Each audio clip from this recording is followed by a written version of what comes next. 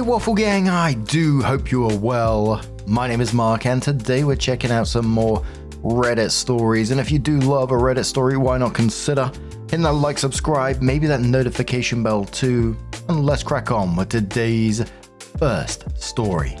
Much love, guys. Now today's first story comes from the relationship advice subreddit from a throwaway account who says, my 26 male girlfriend's 28 female ex warned me about her BFF, 32 male.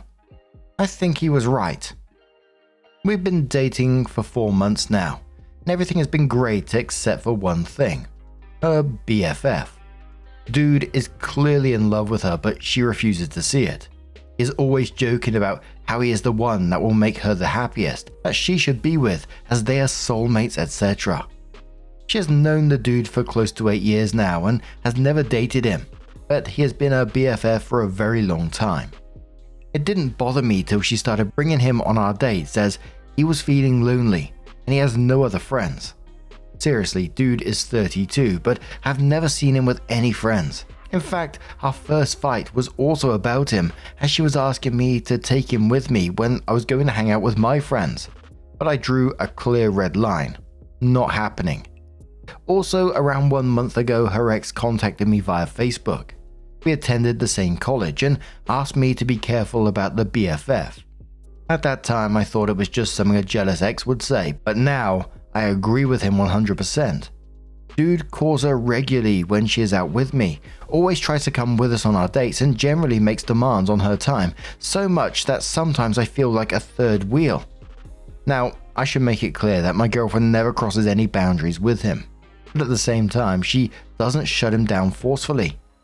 At first, I thought about giving her an ultimatum, but ours is a 4-month-old relationship, and they go back 8 years. There's no point in giving an ultimatum. So the only other way is to break up with her, which is a shame because she is an awesome girlfriend apart from this. Is there any other way, Reddit? Anything I can do so that our relationship doesn't break down? I'd really like to hear any and all plans. Please, guys. Thank you. Now, as always with situations like this, the issue isn't that this bloke exists in her life. It's that she's prioritizing his feelings over yours. Bringing him on dates, asking you to potentially babysit him with your mates. She's managing his emotions here about her dating someone else. And I'm not sure I actually believe she's totally oblivious to his feelings. I think she knows. I mean, his comments towards the start of the post pretty much said it.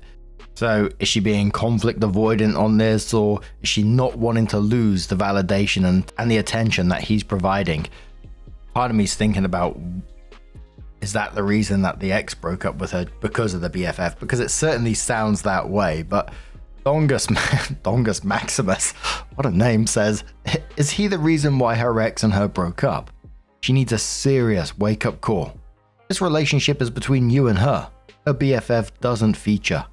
It's okay if occasionally you hang out, but bringing him along on dates is fucked up, and you need to tell her that if she can't see that, then that's a problem. Ruval says, he can tease the issue without making it an ultimatum. The BFF is around/intrude on date nights so much that I'm not sure I can handle it much longer. Please enforce some boundaries with him. Then see what boundaries she thinks are reasonable. OP can decide if he needs to leave then. We'll also know he raised the issue and at least tried. OP says I've talked about this with her at least 5 times. The only thing remaining is to say that if I see him, I'm out. But frankly, I'm tired now. Her ex said, the BFF will wear you out. And he was right. Sinister says, my closest friend is a woman. I don't have a BFF because I'm not a fucking 12-year-old. And when we were both in our wild dating years, we were always working as each other's wing person. Neither of us ever had a problem with a partner being jealous of our friendship because we never gave them a reason to be. Because there wasn't a reason to be. Far too many friend-zoned people out there giving the rest of us purely platonic, opposite gender best friends a bad name. Opie says lol. That's the one thing I'm taking away from this, I guess. If a male best friend is involved in a future relationship, I'll be out faster than Bolt. Jonko says, one of my best friends is a guy. We've been friends for longer than I've known my partner. Had he made jokes about how he is the only one that can really make me happy and push to join our dates or done anything to make it seem like he has any other than strictly platonic intentions. I would have shut him down instantly because it would make me uncomfortable and cross my boundaries. Same goes for any of my friendships really, since I'm bi. My partner knows this and trusts that if he brings up reasonable grievances about any of my friends' behaviors, we talk them out and reassess our boundaries so we're all good. Same goes for me if I have any reasonable grievances about any of his friends. If she can't see it, your boundaries will continue to be crossed, and this is how it will be now if you can't show her.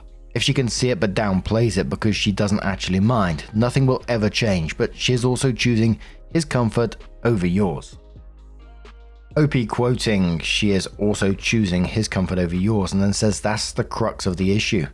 She has a genuine 10 out of 10 and we have insane chemistry together, and she is a really good person. But I'm at the end of my rope here, which is what her ex warned me about. Her BFF will wear you out. That's what he said, and now I think he is right. During the same day, OP updates the post and says, I've decided to break up with her. Sure, I can talk with her again, but I've already talked to her 5 times with nothing to show for it. So I will do it tonight when I get off work. Doing it over text doesn't seem to be nice. Thank you for helping me reach a conclusion. I appreciate it. So OP comes in with that final update and says, so I broke up with her. It was difficult to do, but I knew it was the right thing to do.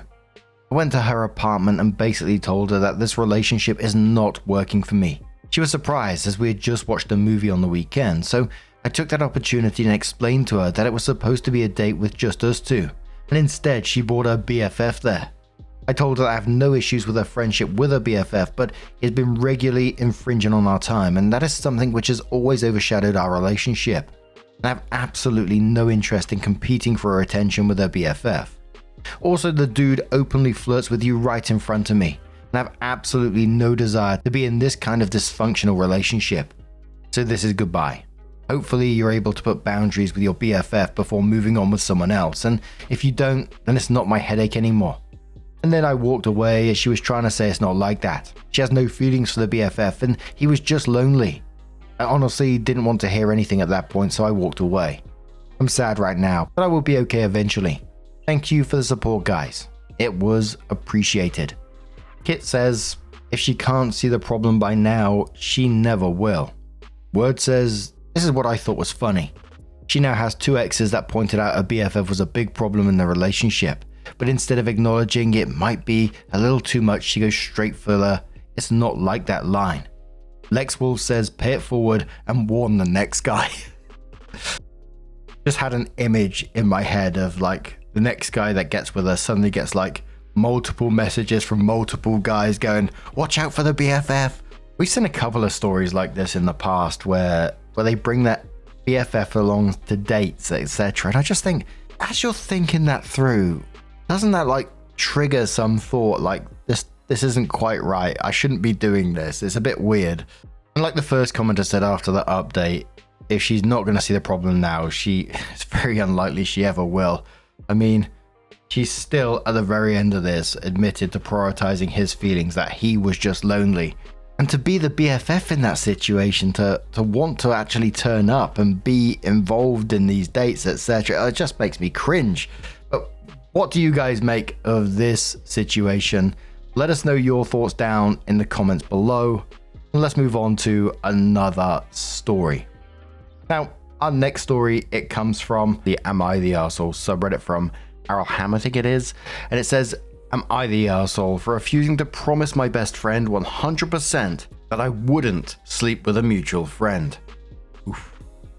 It starts, I, 30 female, have a best friend, 29 female, of 13 years. She is in a long-term committed relationship, 7+ years, and lives with her partner. We also share a mutual friend, Aaron, 30 male. About 8 years ago, my friend and Aaron had a brief situationship. They slept together once and they tried to date very briefly long distance, but it ended because he did not want to pursue anything further. She was upset at the time and it never became a mutual relationship. After that, they stayed friendly for a while, then lost touch for several years and reconnected as friends about a year ago. There has been nothing romantic between them since. Recently, Aaron broke up with his long-term girlfriend. Before that happened, my friend and I had already planned a trip to visit him together, which we have done. This time we're planning to stay at his place instead of a hotel. After his breakup, my friend started making comments like, just please don't sleep with each other. It was framed as a joke, but it was clear that she was anxious. I asked her directly if something was bothering her. I told her two things clearly. 1, I was not planning to sleep with him. 2, I was not comfortable promising 100% that I would not, because I do not like my potential or hypothetical relationships being policed, and I did not feel okay making absolute promises about future situations just to manage someone else's anxiety. I was not trying to be evasive. I was trying to be honest while also setting a boundary. The next day, I reiterated that I was not planning to sleep with him. Her response was essentially that she was cancelling the trip. She said she was cancelling because the uncertainty made her anxious and she needed to take care of herself. From my perspective, this felt like my word was not trusted unless I gave a 100% guarantee, and when I did not, the entire plan was shut down. I understand that anxiety is real, but it also feels unfair to expect me to give up autonomy or make absolute promises about hypothetical scenarios, especially when nothing inappropriate had happened and the history in question was many years ago. She did not clearly say what she expected me to do differently. She cancelled the trip without further discussion. I feel like I was honest, respectful, and that my boundary was reasonable. Am I the arsehole for refusing to promise 100% that I wouldn't sleep with him, even though I said I wasn't planning to? Edit. Additional context people asked for. A few clarifications that seem important for understanding my response. 1. This was not limited to this specific trip. My friend told me she did not want me to hook up with A at all. Not now and not in the future.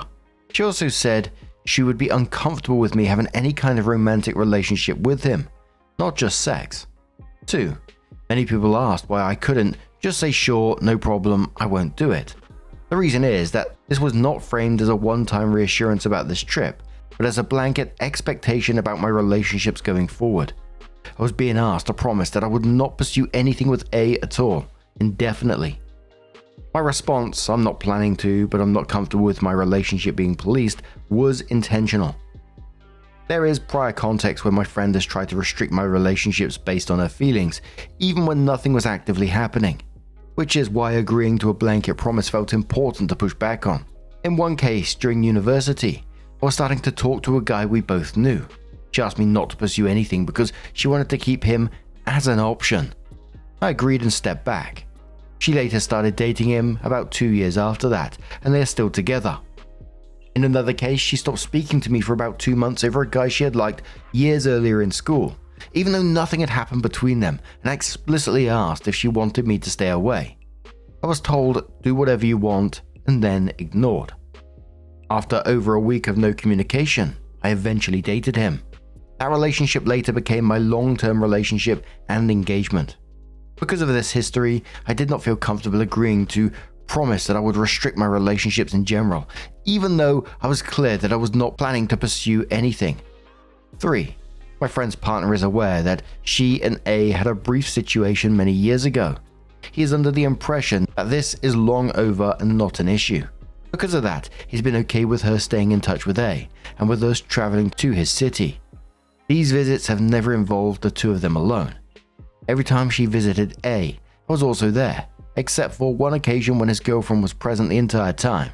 There has been no one-on-one time between them since they reconnected. This is why the request for a 100% promise felt like an escalation rather than a simple reassurance.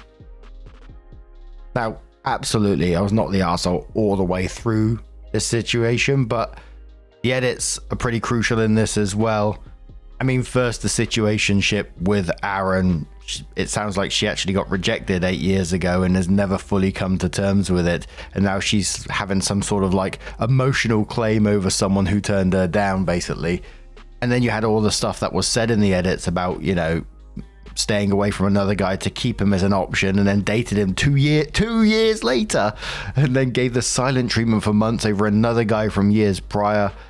And now she's trying to get you to promise not to sleep with someone just because, you know, Opie's absolutely right to put her boundaries down, even if she doesn't intend to do anything with this guy, and just say, no, I'm going to do whatever I please, because Opie's not being unreasonable in this, but it did have me thinking about what the friendship is like as a whole beyond what's happening here. But a commenter says, info.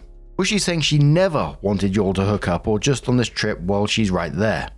Opie says, never. I feel like it's not about hooking up only, although it was her only point, but the potential of us getting into any sort of relationship, as there was an attraction from his side years ago, but I was in a relationship and didn't reciprocate. Now that we are both single, she might be threatened by the potential of us getting together eventually, which she cannot accept and which makes me really confused as, like I said in the post, she's in a long-term stable relationship herself. The commenter says, you're the arsehole. You mentioned not being taken at your word, but your word is that you are not promising anything. If your friend is uncomfortable for whatever reason, then she has the right to not go on the trip. Why don't you go alone and see what happens, since it seems like this is a potential romantic or sexual chance for you? She's absolutely taking you at your word. Opie says, we have a history of her policing my potential relationships, and I felt like it's time to put the boundary in place. For example, her current boyfriend is someone I was talking to years ago, and she asked me to stop it because she was interested too. I obliged. Then after this, she stonewalled me because the guy she liked back in school showed interest in me. I came to her to talk and see where she stands about this whole thing. They've never been in a relationship and the whole thing was happening in the 3rd year of college, but she said, do whatever you want, and stopped talking to me for over 2 months. And we did get together with that guy after her ignoring me for almost 2 weeks and me taking it as the end of our friendship. This guy ended up being my only serious relationship. We've been together for 9 years and got engaged, but then broke up because of the situation in my country, war, and us seeing it differently. This is why when it happens for the 3rd time, also with me freshly out of the long-term relationship, that mightn't have happened if she actually said leave it alone.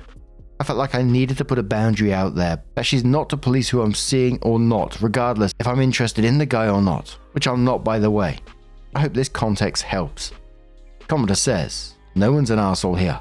You're allowed to not promise and she's allowed to cancel. Autonomy isn't one way. Opie replied and was downvoted for this comment, saying her cancelling the trip meant that I'm not going either. So much for autonomy. Like, it's not that she's not going. It's us two not going, and her cancelling it is just making sure that, in fact, nothing will happen because we won't see each other. I feel deeply offended because I'm not some sort of animal that has to be controlled, and I don't have a history of sleeping around. In fact, I've only ever slept with my ex, which she knows, and which makes her insecurity even crazier to me. Commenter says, why'd you want to go? Do you have feelings for A? From reading the post, it sounded like his relationship is primarily with her, and you just tag along. Based on that, I was also prepared to say no one's an arsehole here.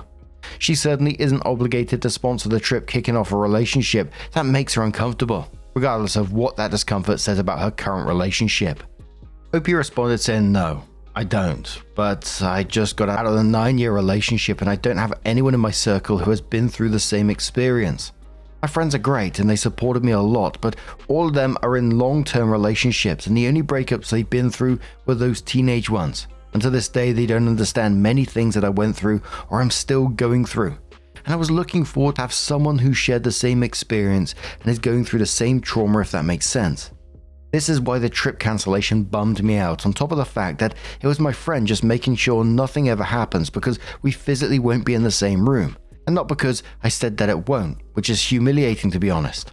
Someone says, did OP want to date Aaron? OP says no, but I wanted to connect with him as he's the only person in my circle who's going through the breakup from the long-term relationship. The rest of my friends have only been through the teenage breakups, which is very different from the adult breakup and end of the engagement.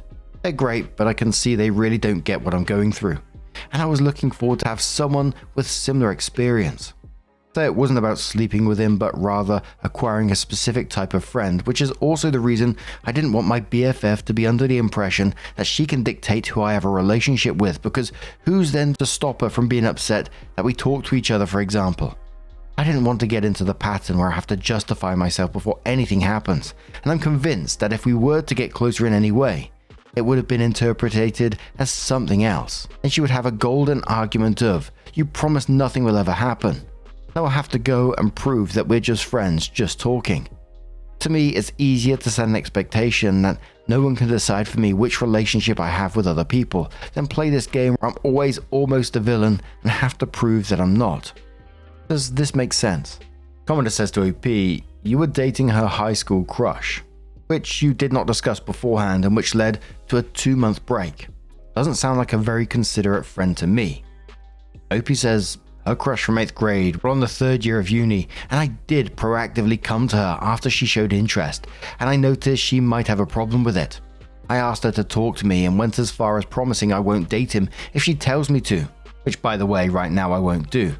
That was crazy considering the timeline, the level of the relationship, albeit its absence.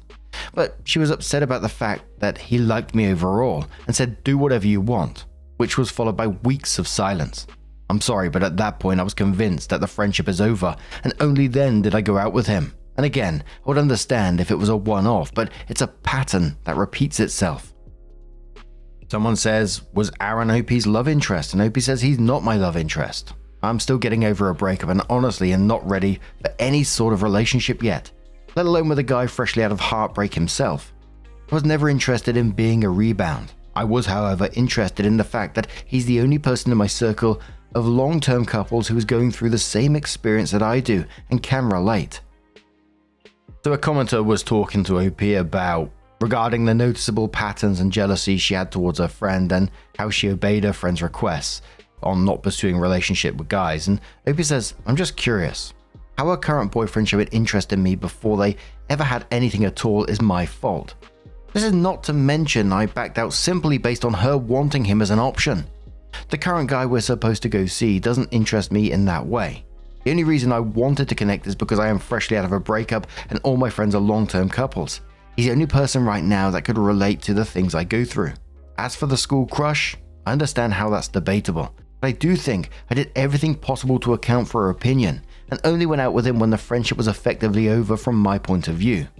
I never went after the guys she liked at the moment or the ones that in my opinion were relevant.